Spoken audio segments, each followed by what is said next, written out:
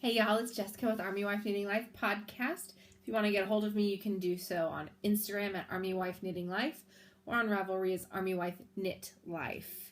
Today is Vlogmas Day 5. Woohoo! 5 golden rings. I had to do it for today, although I'm sure that was going to be our song of choice once I start 12 days of cast-ons. So, we'll add a new verse every single day. First off, for today's Christmas tidbit. Today is the 5th of December, and it's about 7:30 here in Germany, and it is the night of St. Niklaus. So what that means is that tonight, all the boys and girls are going to place one clean shoe out on their front doorstep, and in the morning when they wake up, they're going to have little treats from St. Niklaus, which can be an orange, a few pieces of chocolate, some mittens, a hat. Just only small things, so it's nothing big. I know that St. Niklaus has been known, if you're getting like a big gift from Santa, or the Weihnachtsmann is what they call him here in Germany. He has been known to bring a small component of that big gift. So, for instance, a friend of mine, since I grew up military, she had told me that the year before, she had gotten a microphone on St. Niklaus's Day, and she didn't know what it was for, and then on Christmas, the Weihnachtsmann brought her a karaoke machine. That should tell you how old I am, because I don't know anyone that gets a karaoke machine anymore. So, Weihnachtsmann does things like that, and oranges are very common to be found in them, because in a long time ago, when, like in the 1800s, when it was still hard to get food, and everything had to be in season, oranges were very expensive. Any fruit that you would typically find in the summer would be very expensive and very hard to find in the winter time. So a lot of times that's where preserves came from, because they wanted to have these fruits and vegetables all year long. And so getting a fresh orange on Christmas was a big deal, and it was something only very wealthy families typically got to do. And so even though now it doesn't seem like such a big deal, it's definitely an important tradition and a part of history. So even though people don't always know what it means, it's still valid and important.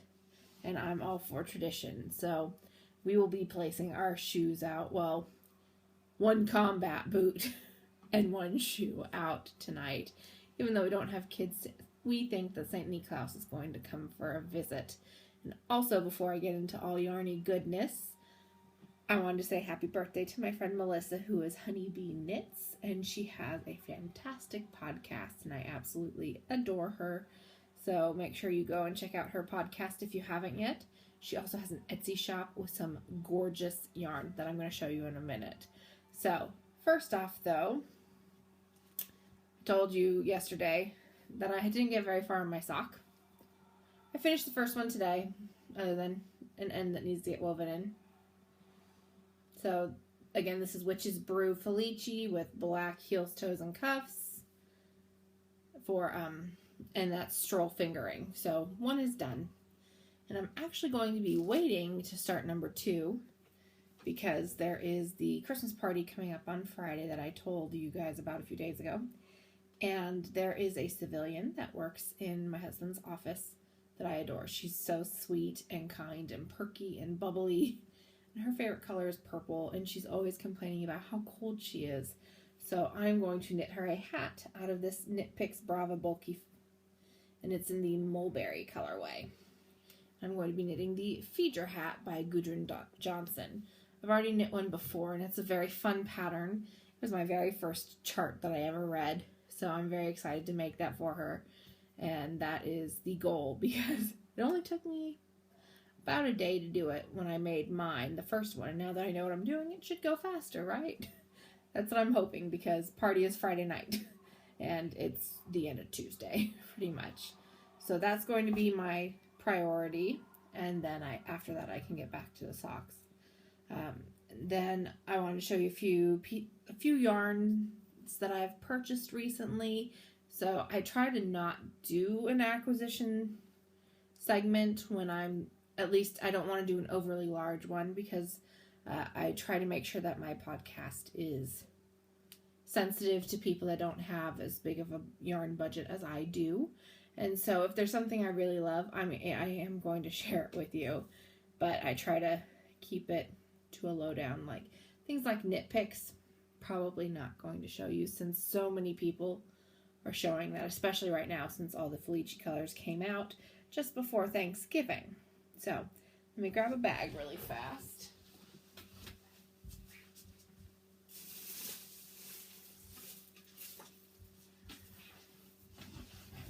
Ignore the mess behind me because I'm still moving into this room and getting everything set. So this is something I had ordered a few weeks ago from my darling friend Melissa, and I am in love.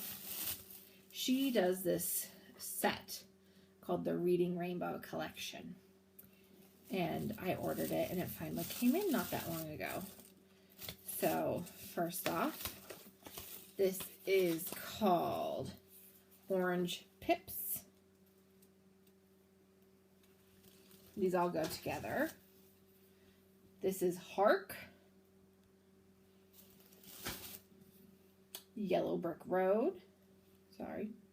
This is her label, by the way.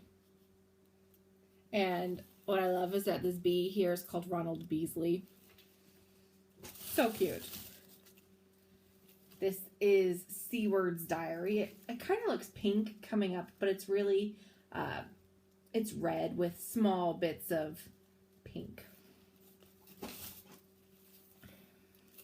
is Enchanted Rose. Castles in the Sky. These are all based off of her bookshelf and these books. Thanks for All the Fish. That's the last one in that little set. As I said, they're all based off of different books that she has in her bookshelf because she's an avid reader, just like I am. However, most of my books are on my Kindle nowadays. I did get a few other things from her that I wanted to show, and then there's some yarn from other dyers that I want to show that's Christmassy. So first off, this is her Hi-Ho Silver. It's a tonal gray, silvery color. And this is in her DK base. All of those Reading Rainbows are in her Worker Bee base, which is a 75-25. And her DK is 100% Superwash Merino.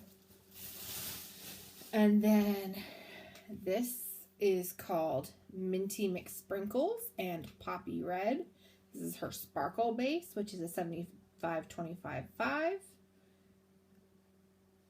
Yeah, for the Minty Mixed Sprinkles, I'm sorry. And the Poppy Red is a 70-25.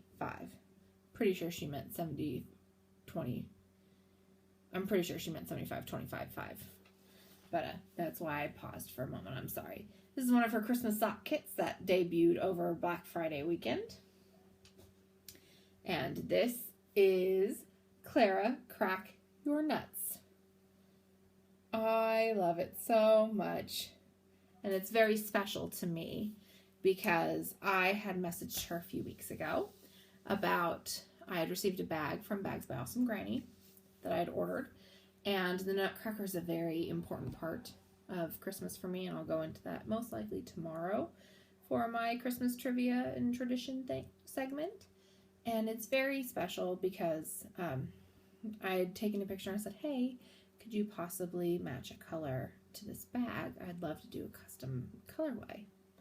And so she messaged me and said, this is what I got. I'm not quite happy with it though, but I still love the color and I want you to have it. So this is what's come up so far, and I love it so much.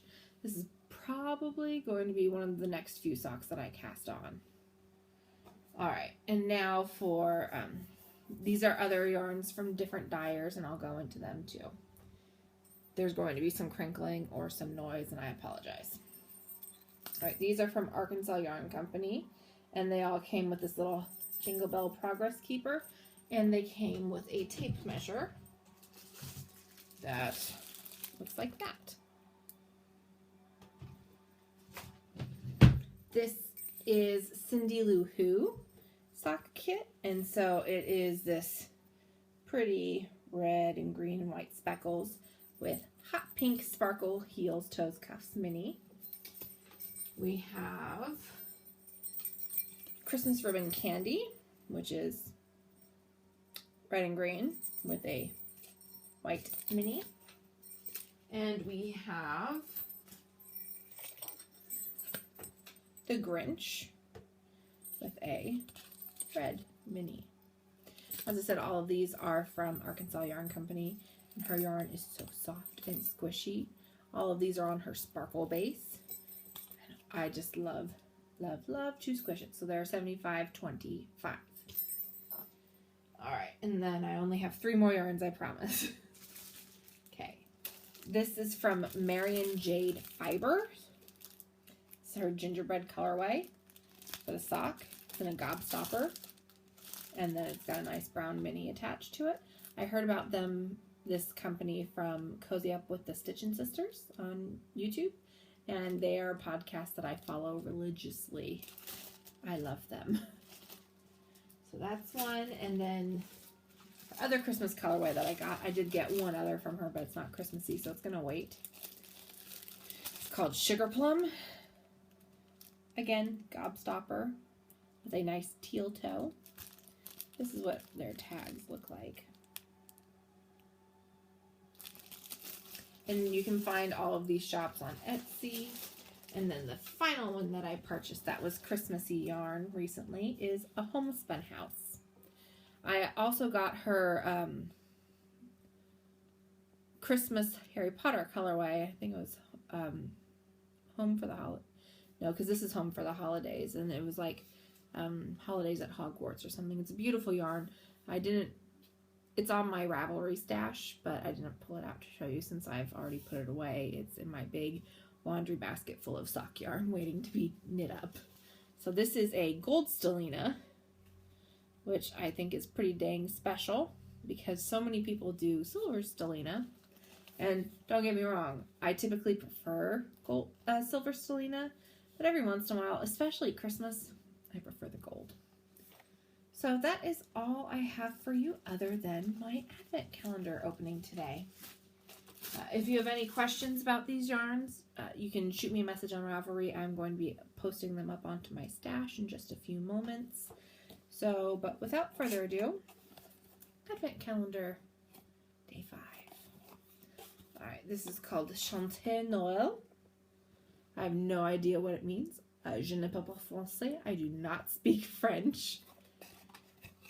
So there's a lot of languages that I can kind of fake or get by with. French is not one of them. All right, so it's a light green, kind of a spearminty color. So that is all I have for you today. So until I see you tomorrow, do what makes your heart sing for me. That's 2, 6, and string. Bye, y'all.